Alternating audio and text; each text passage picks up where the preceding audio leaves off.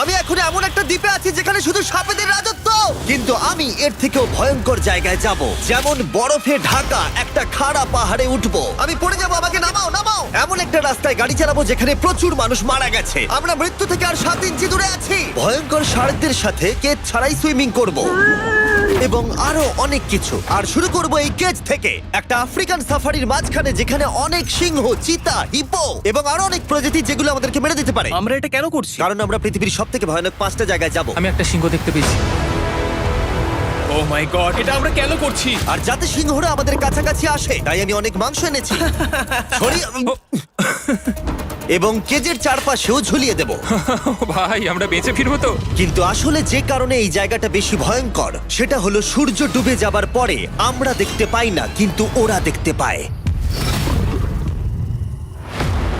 Jimmy, ওদিকে দুটো সিংহ রয়েছে। এই শব্দটা তো কন্ডারের মতো লাগছে। না, এটা বিশাল ভাই। সবকিছু রাতে বেরোয় কেন? ভাই, আমাদের সিংহরা পুরো ঘিরে ধরেছে। আমাদের থেকে মাত্র 20 ফুট দূরে রয়েছে ওরা। সিংহগুলো আমাদের চারপাশে ঘুরেই যাচ্ছিল। আমরা হয়তো এই ভিডিওটা করতে গিয়ে মারাই যাবো। আর এটা তো সবে শুরু, কারণ এই ভিডিওতে পরের জায়গাগুলো আগের জায়গার থেকে আরো অনেক বেশি ভয়ানক হতে চলেছে। শেষে থাকবে এমন একটা দ্বীপ যেটা সম্পূর্ণ বিষাক্ত সাপে ভরা। আর এবার আমরা আইস ক্লাইম্ব করব একটা বিশাল ভয়ানক ঠান্ডায় জমে যাওয়া জলপ্রপাত। এখান থেকে ফিরে আসার কোনো উপায় নেই। এই দুটোর মধ্যে যে কোনো একটা পথ দিয়ে এই বিশাল খাড়া পাহাড়ে উঠতে হবে এই ব্লেডেড বুটস আর এই আইস পিক্সের সাহায্যে। আমার জীবনে করা এটা সব থেকে ভয়ানক জিনিস। আমার জন্য প্রার্থনা করো। জিমি, তুমি চাও আমরা এই পাহাড়টায় চড়ে ওপরে উঠি?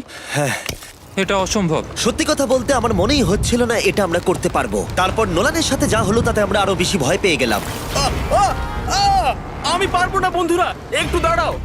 আমি বেরিয়ে যাচ্ছি, আমি পারবো না। তুমি হাল ছাড়তে পারো না। না, আমি পারবো না। আমার বিশ্বাসই হচ্ছে না নোলান এটা করবে। সত্যি ভাবিনি। নোলান কুইট করলো। আমরা কিন্তু প্রায় ওপরের দিকে রয়েছি। তোমরা এখন হাফ অবধি এসেছো। ও জিমি, নিচের দিকে দেখো না। ও মাই গড। যত উঠছি তত খাড়া হচ্ছে। আমার পা, আমি গ্রিপ পাচ্ছি না। ও ও ও ও। আরে তুমি পড়ে যাচ্ছিলে? ও মাই গড, আমি টপটা দেখতে পাচ্ছি জিমি। এটা আমার করা সব থেকে ভয়ানক জিনিস। আহ! এটা আমি পারবোই। আমাকে ওপরে উঠতেই হবে। দেখাও এটা কতটা খাড়া। প্রায় এসেই গেছি, হাল ছাড়লে হবে না। আর 10% বাকি। আমি এখন কাঁদতেও পারছি না, যদিও এসব করা আমার একেবারেই উচিত নয়। তুমি প্রায় এসেই গেছো জিমি। তবু আমি কোনো মতে এই জলপ্রপাতের উপরে উঠতে পারলাম। আমরা পেরেছি ভাই। আমরা পেরেছি।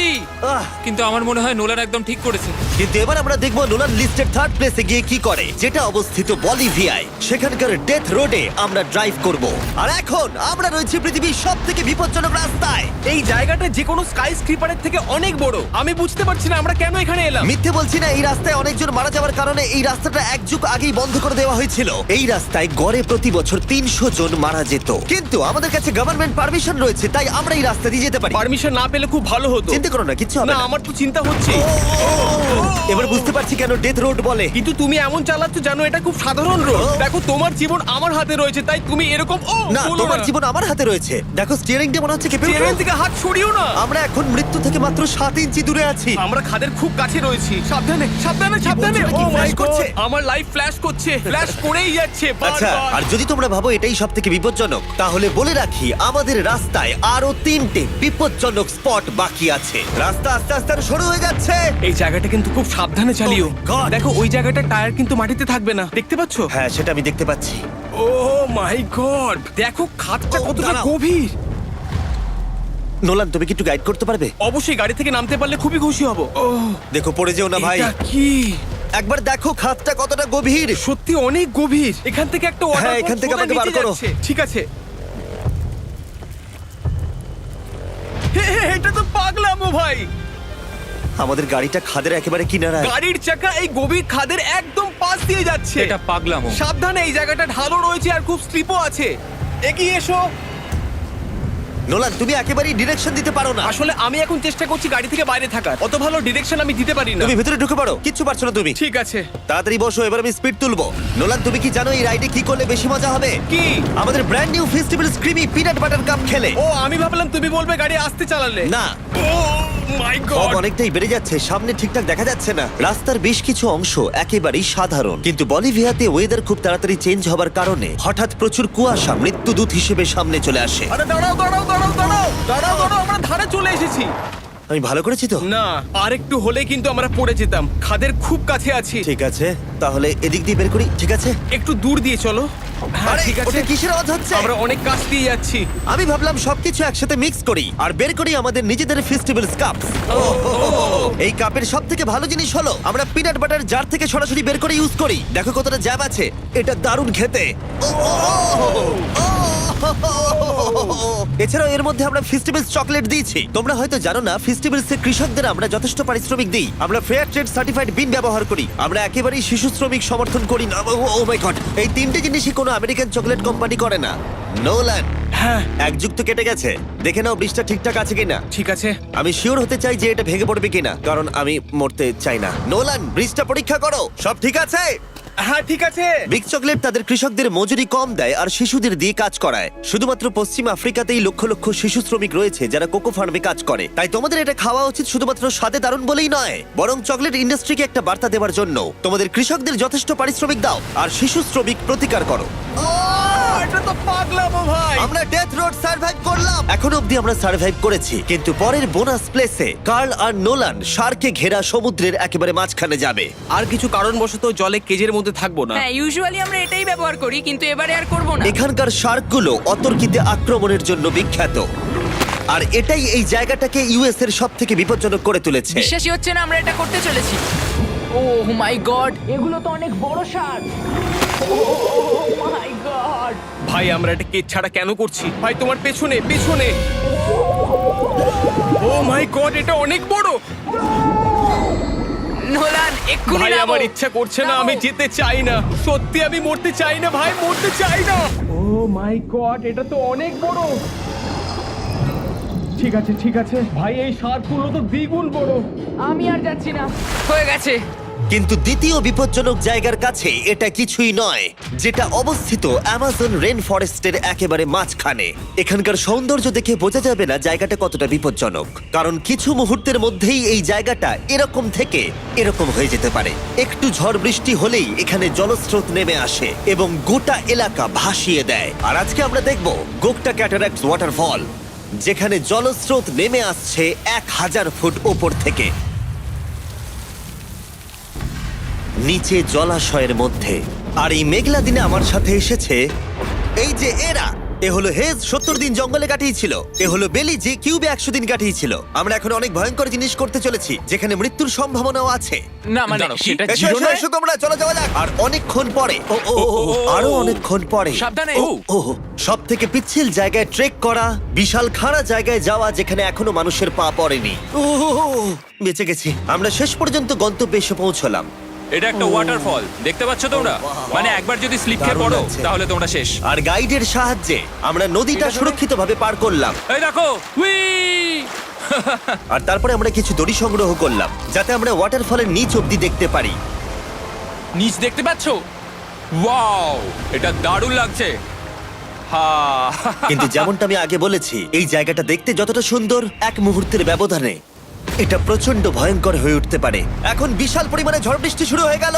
এই জন্যই এটাকে পৃথিবীর সব থেকে ডেঞ্জারাস প্লেস বলা হয়। এই ওয়াটারফলটা এখন আস্তে আস্তে অনেকটা ছড়িয়ে যাবে, অনেকটা জল বেড়ে যাবে, সবকিছু ভাসিয়ে দেবে। এখানে এখন জল অনেক বেড়ে যাবে আর আমাদের বেরোতে হবে। আমরা কি রোপগুলো ব্যবহার করে ওয়াটারফলের পাশ দিয়ে নিচে নামবো? না, একদমই নয়, এটা খুবই বাজে আইডিয়া জিম। আমরা এখন জঙ্গলের মাঝে ফেসে গেছি, এটা তো বাজে ব্যাপার। কত রিস্ক আছে। জিমির দিক দিয়ে কিন্তু কাদা আসছে, অনেক কাদা। আর যে কোনো মুহূর্তে এখানে বাজও পড়তে পারি। আর সত্যি আমি চাই না তুমি মরে যাও। ওহ, তাই আমাদের ইউটিউব ভিডিও এমার্জেন্সি অপারেশনে বদলে গেল। একটাই উপায় আমরা বেরোতে পারবো, একই পিচ্ছিল এবং খাড়া পথ দিয়ে আমাদের ফিরতে হবে। আর কিছুক্ষণ বৃষ্টি হলে এই জলস্রোত সবকিছু ভাসিয়ে দেবে। তোমরা দেখতে পাচ্ছ জলের পরিমাণ অনেকটা বেড়ে গেছে, আমাদের রাস্তাও ব্লক হয়ে গেছে। আমাদের এই দড়ির সাহায্যে বেরোতে হবে, অনেকটা সময় লাগছে। তোমাদের মনে আছে যখন আমি এই নদীটা পার করছিলাম আর হাসছিলাম? হুই! এখন আর একদম হাসি পাচ্ছে না। আমার সত্যি খুব ভয় করছে, যদি আমি পড়ে যাই। এই যে সেই ওয়াটারফল, যেখানে আমি তলিয়ে যাব। জলের স্রোত দেখো, মানে দেখো, আমি মজা করছি না। এই দড়িটা ধরো আর নিজেকে ঠেলে ওপরের দিকে ওঠো। আমাকে মরতে দিও না। আর অনেকক্ষণ পরে জল আর কাদার বন্যায় ট্রেকিং করে আমরা এই পাহাড় থেকে প্রাণে বেঁচে ফিরলাম। এখন আমরা পৃথিবীর সব থেকে মারাত্মক জায়গায় যেতে চলেছি। আমাদের লিস্টে পৃথিবীর ভয়ঙ্করতম জায়গার মধ্যে 1 নম্বর। আর এই ভিডিওটা সব থেকে ভালোভাবে শেষ করার জন্য আমরা এসেছি পৃথিবীর সব থেকে বিপজ্জনক আইল্যান্ডে। কেন এমন আইল্যান্ডে যাচ্ছি যেখানে কিলিং মেশিন ভর্তি? মনে হয় আমরা মরবো। Bye bye. এখন থেকে অফিসিয়ালি আমরা কাল অবধি আছি। এটা সত্যি, আমরা পৃথিবীর সব থেকে বিপজ্জনক আইল্যান্ডে সারা রাত কাটাবো। আর আমাদের প্রতি পদক্ষেপে থাকবে অজস্র সাপ। শুধুমাত্র স্পেশালাইজড পোশাক আমাদের বাঁচাবে এই সমস্ত ভয়াবহ বিষধর সাপের হাত থেকে। যে কোনো জায়গায় সাপ থাকতে পারে, তাই না? হ্যাঁ, জিমি, কি হবে যদি কোনো সাপ আমাদেরকে কামড়ে দেয়? বেসিক্যালি যেই বিষ তোমাদের রক্তে এসে মিশবে, তোমাদের স্কিনের কালার চেঞ্জ হয়ে যাবে আর 1 ঘন্টার মধ্যে তোমরা মারা যাবে। এটা খুবই ভয়ের বিষয় যে আমি যে কোনো সেকেন্ডে মরে যেতে পারি। এটা পাগলামো ভাই। গোটা আইল্যান্ডটা কিলিং মেশিন দিয়ে ভর্তি। এটা কিন্তু দারুণ ব্যাপার। ওপর থেকে কিন্তু দারুণ লাগছে জায়গাটা। তুমি এখান থেকে পড়ে গেলে কিন্তু মরে যাবে। হ্যাঁ, সেটা আমি জানি। সবাই খুব সতর্ক থেকো। তোমরা হয়তো ভাববে স্নেক আইল্যান্ড নাম বলে এখানে হাজার হাজার সাপ ওপেন ঘুরে বেড়াবে, কিন্তু মাটিতে বসবাসকারী প্রাণীদের সাপগুলো মারার পরে ওরা এখন গাছের পাখিদের শিকার করে, কারণ এখন ওরাই একমাত্র জীবিত শিকার। এখন আমরা অফিসিয়ালি জঙ্গলে প্রবেশ করছি। যে কোনো মুহূর্তে সাপ গাছ থেকে লাফ দিয়ে আমাদেরকে কামড়াতে পারে। এতক্ষণ পায়ের চিন্তা করছিলাম, এখন তো গাছ থেকে সাপ পড়ারও আশঙ্কা রয়েছে। এটা পাগলামো ভাই। ও ও ও, এখানে একটা আছে, আমার মুখের সামনে ছিল। এই সমস্ত সাপেদের ধরে বিজ্ঞানীরা তাদের বিষ বের করবে, আর সেটা দিয়ে তারা অ্যান্টি ভেনাম তৈরি করবে। দাঁড়া, ওটা বিষধর। হ্যাঁ তার মানে ওটা আমায় কামড়ালে আমি মরে যাব? হ্যাঁ, ও, ও, ও, ও, ও! ভালো করে কিন্তু ধরে রাখবে। এটা একটা বাচ্চা। ও না না, এ তো হারিয়ে গেল। তুমি এটাকে ফেলে দিলে? না, পালিয়ে গেল। এটা পালিয়ে গেল। কিন্তু তুমি, মানুষটা সাপটাকে এমন ভাবে ফেললো যেন আমি আমার ফোন ফেলেছি। যত আমরা জঙ্গলের গভীরে ঢুকছি, ঝোপঝাড়গুলো খুব ঘন, আমি আমার সামনে 2 ফুটও দেখতে পাচ্ছি না। যে কোনো জায়গায় সাপ থাকতে পারে। আরো বেশি সাপ দেখতে পাচ্ছি। এখানে ও, একটা ও, ও, আর ওখানে একটা। এবার কিন্তু ছাড়বে না, ঠিক আছে? ঠিক আছে। তাড়াতাড়ি ভিতরে ঢুকিয়ে দাও। এই সাপের বিষ কতজন মানুষের জীবন বাঁচাতে পারে? প্রায় 1000 জনের। ও, এটা তো অসাধারণ। সারা বিশ্বের যত অ্যান্টিভেনম পাওয়া যায় তার 90% ব্রাজিল থেকেই পাওয়া যায়। তার মানে হলো যতগুলো সাপ আমরা ধরবো তত হাজার মানুষের জীবন বাঁচবে। জিমি, ওখানে আরেকটা সাপ রয়েছে। ও মাই গড, এটা তো বিশাল। আমরা অনেক খুঁজে পাচ্ছি, ওরা বাইরের দিকে তাই আসছে। দিনের বাকিটা সময় আমরা এই বিষাক্ত সাপগুলোকে ধরতে সাহায্য করলাম। এমনকি আমরা বিজ্ঞানীদের রিসার্চেও সাহায্য করলাম। দেখো, এই সাপটা মাটি থেকে 15 ফুট উপরে রয়েছে, আর সায়েন্টিস্টরা আমাদের গাছটাকে নাড়াতে বললো যাতে এটা নিচে পড়ে যায়। এই গাছগুলোর নিচে আমি কখনোই ক্যাম্পিং করব না। ও তো একটুও নড়ছে না। অনেকগুলো জীবন বাঁচাতে হলে আমাদের অ্যান্টিভেনম দরকার। অন্ধকার ঘন হয়ে এলে আমরা সার্ভাইভ করার দিকে মন দিলাম। এবার ক্যাম্পিং এর সময়। ক্যাম্প সেট আপ হয়ে গেল, যদিও আমি সত্যিই জানি না এই ক্যাম্পগুলো স্নেক প্রুফ কিনা। আমরা এখন ঘুমোবো সাপেদের মাঝে, একটু ভয় লাগছে। এখন আমরা ঘুমোবো আর আশা করব আমাদের টেন্টে কোনো সাপ ঢুকে পড়বে না। খুবই ভয় লাগছে। আমি বাড়িতে গিয়ে শান্তিতে ঘুমোতে চাই। তাই আমাদের মনে একটাই চিন্তা ঘুরপাক খাচ্ছিল, যত তাড়াতাড়ি সম্ভব এখান থেকে বেরোতে হবে। আমি শুধু বাড়ি যেতে চাই। একটা বিশাল আইস মাউন্টেনে ওঠা থেকে শুরু করে এমন রাস্তায় ড্রাইভ করা যেখান থেকে 1000 ফুট নিচে পড়ে যাবার সম্ভাবনা আছে, শার্কে ঘেরা সমুদ্রের মাঝে সাঁতার কাটা কোনো কেদ ছাড়াই, এবং সবার শেষে আমরা স্নেক আইল্যান্ড সার্ভাইভ করেছি এবং কেউ মরেনি। দেখার জন্য ধন্যবাদ। তোমরা আমার brand new festival creamy peanut butter cup খেও। এই রিটেলার গুলোতে পাওয়া যাচ্ছে। আমি চকলেট ইন্ডাস্ট্রিকে একটা বার্তা দিতে চাই, চকলেটের উৎপাদনকে সুরক্ষিত করো। ব্যাকের কিউআর কোড স্ক্যান করে শিখে নাও কিভাবে বিস্ট গেমস এর সিজন 2 এর বাকি 50টা স্পটে নিজের জায়গা করবে।